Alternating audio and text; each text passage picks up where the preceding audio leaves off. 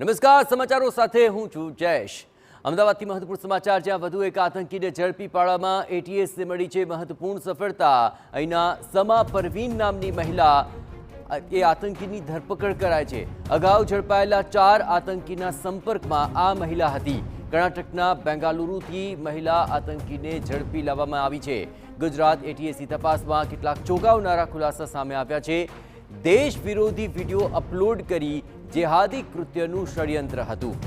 આતંકીઓના Instagram ગ્રુપમાં પણ આ મહિલા આતંકી જોડાયેલી હતી।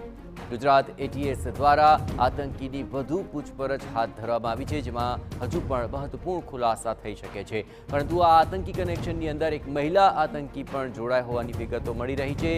તેના ઇન્સ્ટાગ્રામ ગ્રુપમાં આ મહિલા આતંકી જોડાયેલી હતી અને હવે ગુજરાત એટીએસ દ્વારા આ આતંકીની વધુ પૂછપરછ પણ હાથ ધરવામાં આવી છે, જેમાં મહત્વપૂર્ણ ખુલાસા થઈ શકે છે। વધુ વિગતે વાત કરવા જોડાઈ રહ્યા છે ટીવી 9 સંવાદદાતા મિહિર સોની। મિહિર, ઇન્સ્ટાગ્રામ ગ્રુપમાં આ મહિલા આતંકી પણ હવે તેની ધરપકડ કરાઈ છે। શું તેના વિશે વધુ વિગતો મળી શકી છે અને તેની પૂછપરછમાં શું કોઈ મોટા ખુલાસાની શક્યતા?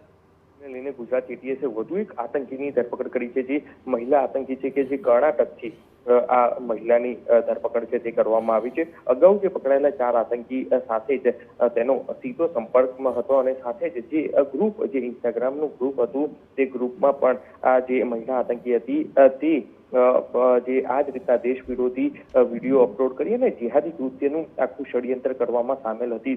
સમા પરવીન નામની આ મહિલા કે જે આતંકી, તેની આ બેંગલુરુથી ધરપકડ કરવામાં આવી છે અને છેલ્લા કેટલાય સમયથી આ મહિલા પણ આ જ રીતની પ્રવૃત્તિમાં જોડાયેલી હોવાનું સામે આવ્યું છે। એટલે હાલ ગુજરાત એટીએસે આ કેસમાં વધુ એક આતંકી મહિલાની ધરપકડ છે તે કરવામાં આવી છે અને તમામ તેના જે મોબાઈલ ફોન ઉપર જે પુરાવા છે, સાથે જ જે જેહાદી ષડયંત્ર માટેનું જે સાહિત્ય છે તે સાહિત્ય પણ કબજે કરવામાં આવ્યું છે અને આ જ રીતના તે લોકો આજે અગાઉ પકડાયેલા 4 આતંકી સાથે પણ તે આ કોઈ પણ આતંકી એક્ટિવિટી કે પ્રવૃત્તિ કરવા માટે તે સહમત હતી અને તે પણ એમાં સામેલ થવા માટે તે તૈયાર હતી। એટલે હાલ તો આ સમા પરવીન, જે 30 વર્ષ જે મહિલાની ગુજરાત એટીએસે ધરપકડ કરી અને તપાસ શરૂ કરી છે અને ગુજરાત એટીએસની તપાસમાં અનેક એવા મોટા ખુલાસા છે તે થઈ રહ્યા છે, કારણ કે જે આ ગ્રુપ હતું, ઇન્સ્ટાગ્રામના ગ્રુપનું ચેટ છે તે પણ સામે આવ્યું છે અને ચેટમાં આ જ રીતનું કે જે દેશ વિરોધી જે વિડીયો અપલોડ કરવા અથવા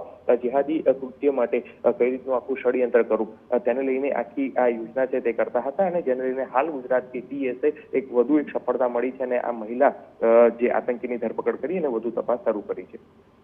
આભાર મિહિર। તમામ ગતિવિધિઓ પર આપ નજર રાખતા રહેજો। જોવાનું રહેશે કે આ મહિલા આતંકીની પૂછપરછમાં કેવા મોટા ખુલાસા આગામી દિવસોમાં એટીએસ દ્વારા સામે આવે છે।